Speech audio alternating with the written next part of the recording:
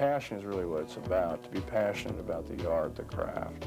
I love acting, I love actors. I know it sounds cliche, but I just am.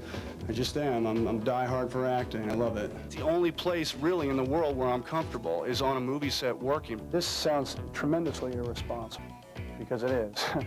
I've never been very good at keeping the money that I've earned. When I was in school, I was always, acting like the class clown. And I like to give a character dignity, like I'm not going to give up. I want to talk like Pokey from the Gumby and Pokey show. I think it's nice to be important, but it's more important to be nice.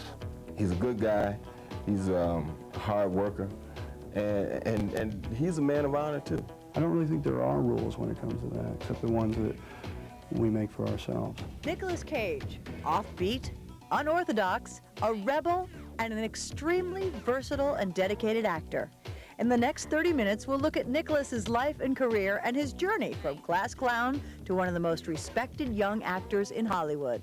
Life, secrets, love, passion, business, career, relationship, dreams, future, life, uncut. Hi, everybody. Welcome to Nicolas Cage Uncut. I'm Eleanor Mondale. Right now, I'm at the Cock and Bull Pub in Santa Monica, which actually doubled as a Las Vegas bar in the movie Leaving Las Vegas with our hero, Nicolas Cage. We'll talk more about that movie later on, but right now, let's start at the very beginning. Nicolas was born Nicolas Coppola in Long Beach, California in 1964 with film already in his blood. His uncle is director Francis Ford Coppola. Nicolas was bitten by the acting bug at an early age. I was 6 years old, and I distinctly remember sitting on the red rug in my house trying to figure out how to get inside the television set. How to be one of those people in the TV, one of those little people talking. It was fascinating to me. I think that was the first time I realized I wanted to be an actor. Then I discovered Jerry Lewis. A lot changed. Almost psychic about Jerry Lewis. I knew when he was going to come on, and he was really he got through my childhood. And then Moby Dick was the movie that I would wait up all night, and my parents would let me wait up for it. 2 in the morning, didn't matter if I had a school day, if Moby Dick coming on, because I was obsessed with whales. When I was 15 to see Rebel Without a Cause in East of Eden, and I decided, no, I don't want to be a comic. I want to be that. I want to do what he's doing right there. Growing up, Nicolas was himself a rebel with a cause, expressing his creative impulses. Well, when I was a kid, I used to, I went to like a 7-Eleven. I used to see how fast I could, how close I could get to the clerk and take the bubble gum without him seeing me do it. It's a sleight of hand thing. And then I was making comic books, my own comic books. So I would steal glue and notebooks and comic book scissors, and I would take them and cut them out and write my own comic books. When he was 12, Nicolas moved with his family to San Francisco. And at age 15, he enrolled in San Francisco's American Conservatory Theater. After attending high school, Nicolas played a young gang member in Rollfish, a role with which he identified. When I was 17, 18, 19, I very much wanted a rock and roll outlaw image and wanted the stories to be told that were told about my favorite actors, like Brando, the crazy stories. So I worked on creating this image, like throwing ketchup bottles and hijacking airplanes, and I worked hard at that. Nicolas's next movie was the teen comedy Valley Girl, in which he played a Hollywood punker romancing the Valley Girl. Though only the second film, Nicolas learned an important lesson from director Martha Coolidge. Something about Valley Girl just woke me up, and I don't know what it was. That was we finally relaxed. And I remember there was one scene in particular that stayed with me, to answer your question, where I'm at the door, and Julie, the Valley Girl, has broken up with me, and she doesn't want to be with me anymore, and because of the pressure of her friends, and I started playing it really emotional, and I'm crying, and Martha said, "You're hurt, but you're not defeated. Hurt, not defeated." And it stayed with me, and I've used it ever since. I don't like playing like, oh, the weight of the world is on me. I like to give a character dignity, like I'm not going to give up. 94 was a busy year for Nicolas. After appearing in Racing with the Moon with Sean Penn and as Richard Gere's brother in The Cotton Club, he co-starred with Matthew Modine in Birdie. Nicolas's zealous preparation for playing a wounded Vietnam War veteran included having 2 of his teeth pulled without Novocaine. Nevertheless, Cage was unsure of his performance. I was 19 years old when I made it, and I didn't really have the experience or the training to deliver some of these long monologues.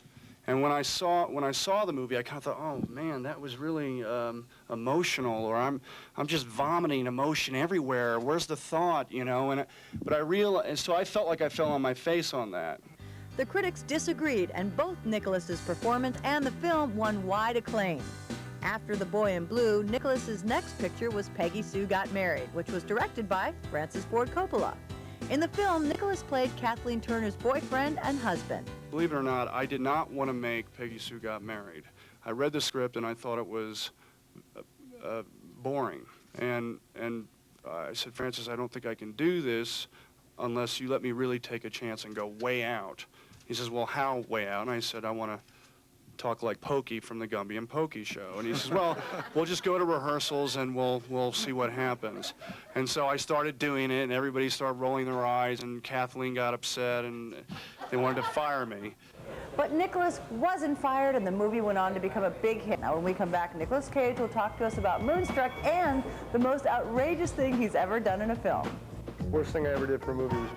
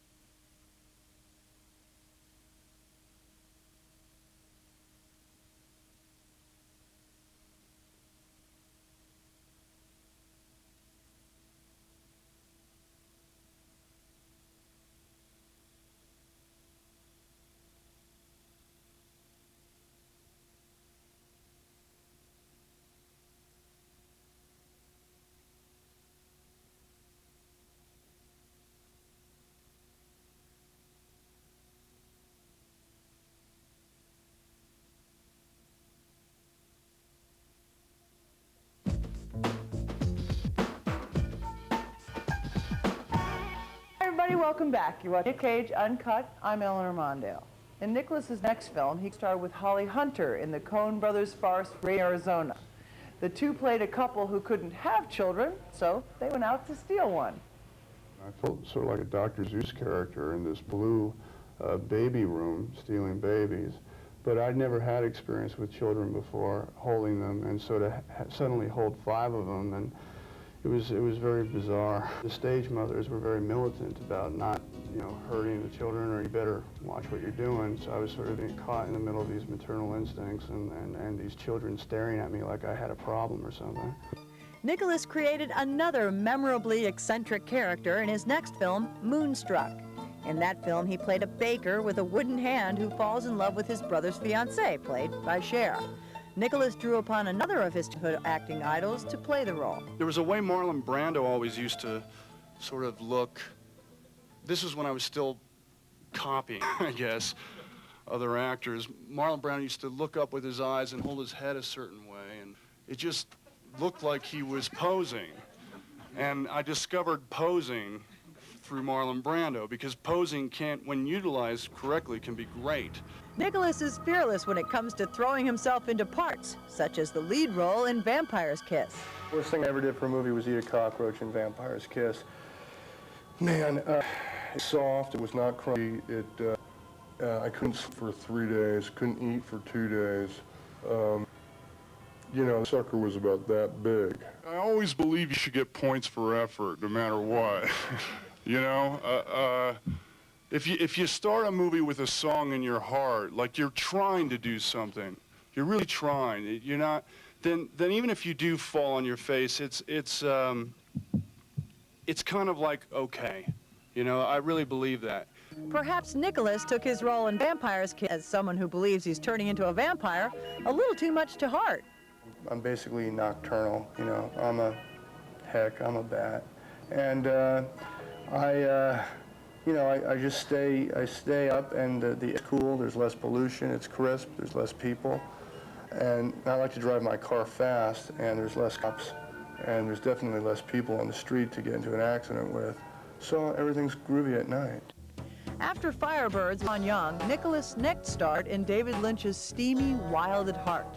Nicolas played an Elvis-obsessed misfit who goes on the road with girlfriend Laura Dern. In Wild at Heart, it kind of demonstrates that you can be in love and have hot, radical sex, and that it's a good thing and a beautiful thing and a very pure thing to do. Love is like the ultimate drama, and it creates so many different emotions, and through it I feel jealous or ecstatic, or like I could do anything. And so that's why I like romantic characters, because they have such a strong range of possibilities.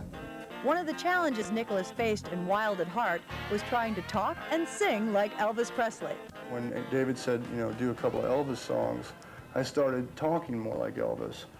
And, there was this one line I used to hear in my head that Elvis did for old movies. I usually get paid for singing as a rule, so how about you do whatever you do for me and slap some new seat covers on my car outside? Well, I'd hear that, and I'd get into the rhythm of Elvis Presley. When David said that he wanted me to sound like Elvis, that was even more scary, because, I'd done it before in Peggy Sue, but I was playing a character who didn't know how to sing. He wasn't very good. It didn't work, so the pressure wasn't on me. I could go tune. But with David, wanting it to sound a lot like Elvis, that required quite a bit more work, and work on something that I have no sense of grasp of. But I do like to sing in my car on the way home, from work or from whatever. I enjoy singing, shower. So, does Nicolas have any singing aspirations? No, I don't think you'll see any albums, actually. I'm at best, when I sing, I'm a barking dog. I'm not going to even attempt to do that. I don't want to be on one of the collections later that everybody buys and laughs at for the wrong reasons, It may surprise you where Nicolas gets ideas for his eccentric character's mannerisms. I like to observe people, period. I do. I get information from it. I think it's just a natural part of the process.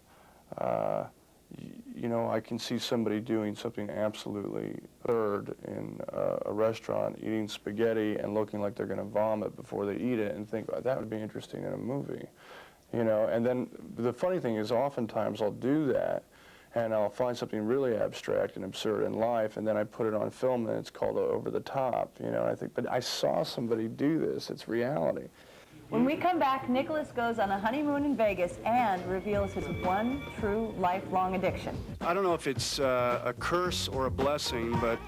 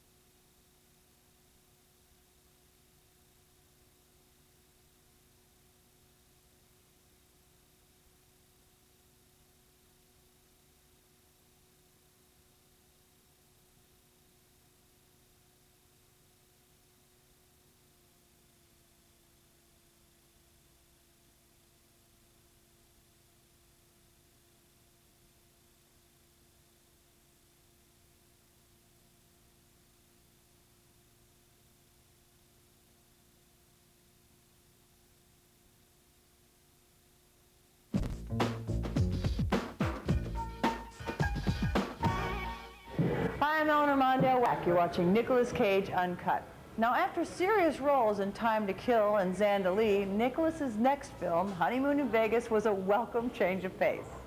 what happened was you can intense yourself right out of the business doing that. So I decided, well, now it's going to start being funny again, and then Honeymoon in Vegas came along and kind of got the machinery rolling back in the right direction.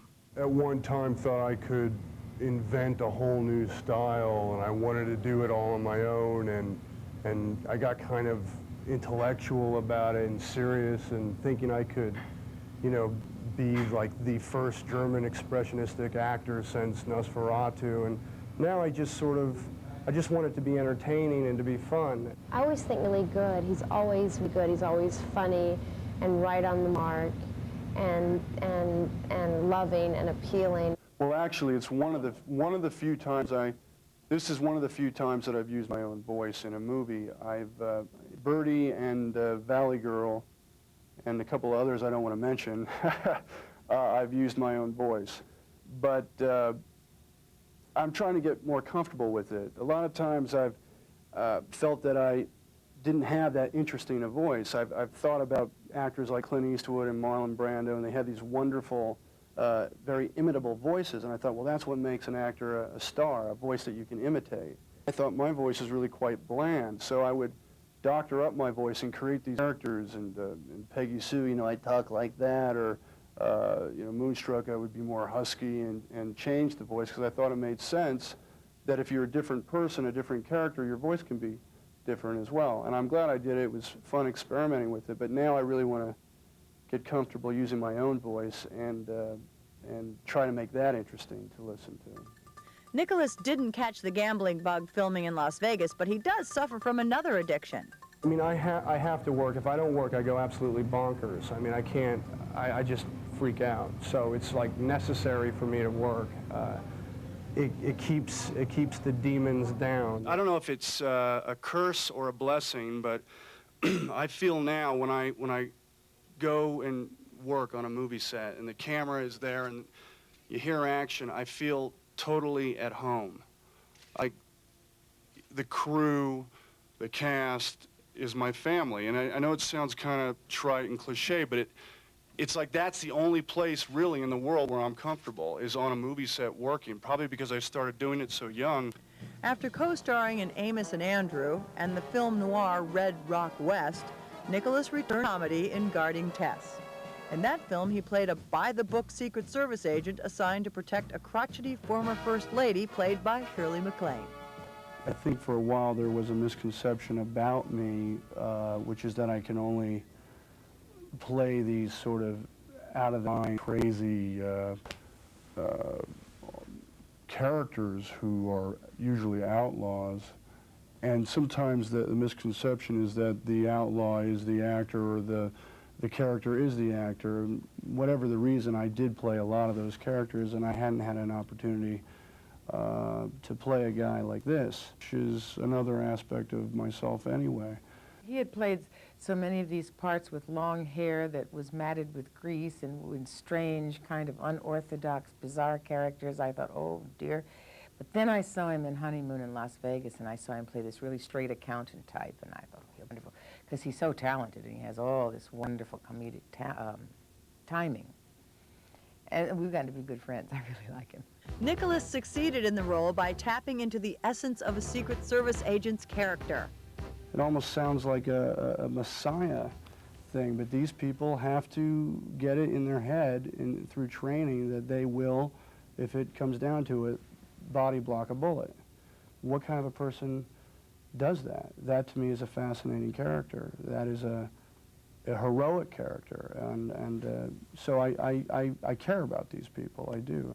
Nicolas's next film was the Capra-esque It Could Happen to You, in which he played a New York cop who tips waitress Bridget Fonda with half of what turns out to be a winning lottery ticket.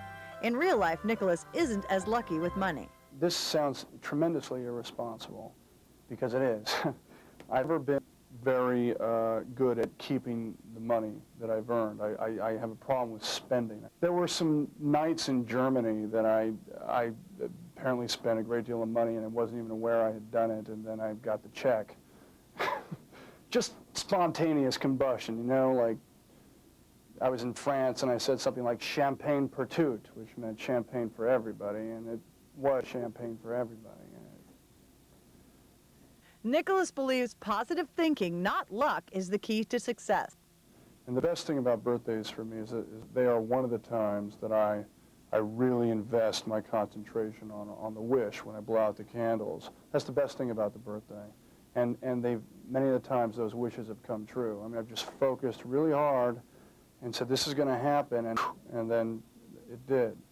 After co-starring with Dana Carvey and John Lovitz in Trapped in Paradise, Nicolas shifted his focus. I called It Could Happen to You, Honeymoon in Vegas, the Sunshine Trilogy. And I started to feel like I was getting learned in the sun, and it was to go into a dark little room and explore that. When we come back, Nicolas discusses the secret behind his Academy Award-nominated performance in Leaving Las Vegas. I was quite intimidated by the role because of that.